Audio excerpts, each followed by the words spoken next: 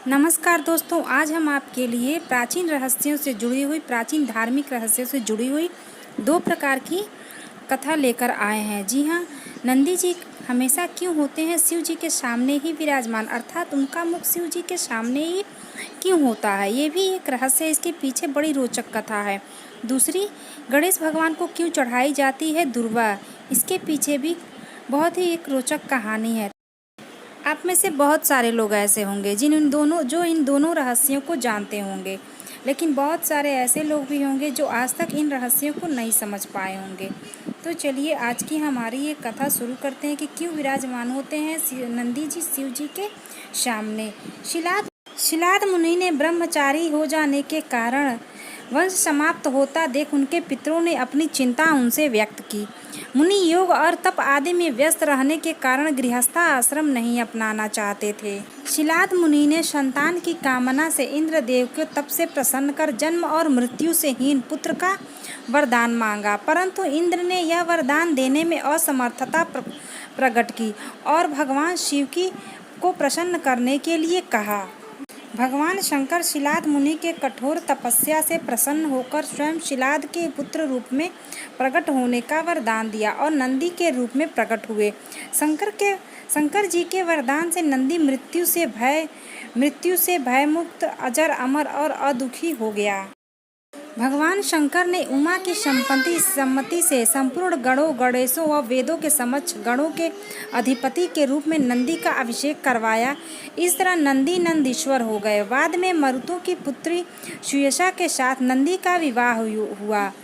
भगवान शंकर ने नंदी को वरदान दिया कि जहाँ पर शिव जी का नंदी का निवास होगा वहाँ उनका भी निवास होगा। तभी से हर शिव मंदिर में शिव जी के सामने नंदी की स्थापना की जाती है। नंदी के नेत्र सदैव अपने इष्ट को स्मरण रखने का प्रतीक है, क्योंकि नेत्रों से ही उनकी छवि मन में बसती है और यहीं से भक्ति की शुरुआत होती है। नंदी के नेत्र हमें यह बात सिखाते हैं कि अगर भक्ति के साथ मनुष्य में क्रोध, अहम व दुर्गुणों को पराजित करने का सामर्थ्य न हो तो भक्ति का लक्ष्य प्राप्त नहीं होता। नंदी के दर्शन करने के बाद उनके सींगों को स्पर्श कर माथे से लगाने का विधान है।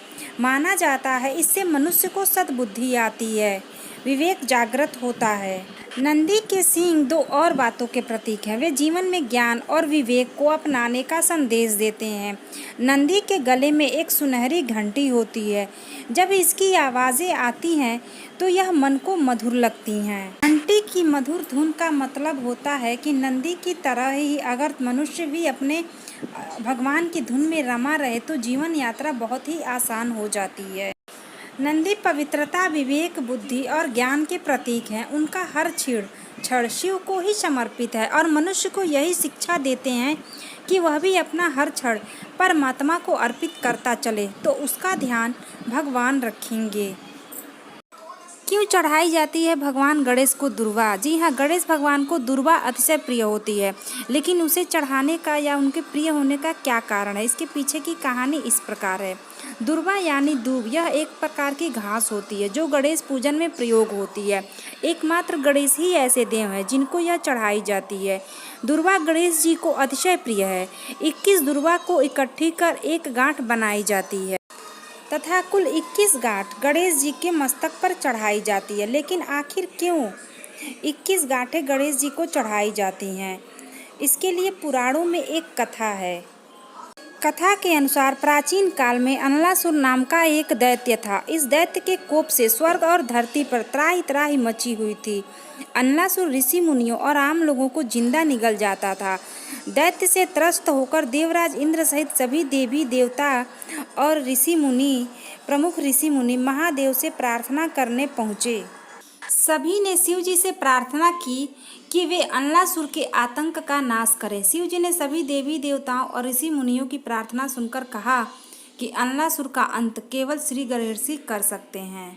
जब श्री गणेश जी ने अनलासुर को निगला तो उनके पेट में बहुत जलन होने लगी। कई प्रकार के उपाय करने के बाद भी गणेश जी के पेट की जलन शांत नहीं हो रही थी। तब कश्यप ऋषि ने दुर्वा की 21 गांठें बनाकर श्री गणेश जी को खाने को दिया। जब गणेश जी ने दुर्वा ग्रहण की तो उनके पेट की जलन शांत हो गई। तभी से श्री गणेश जी को दुर्वा चढ़ाने की परंपरा प्रारंभ हुई।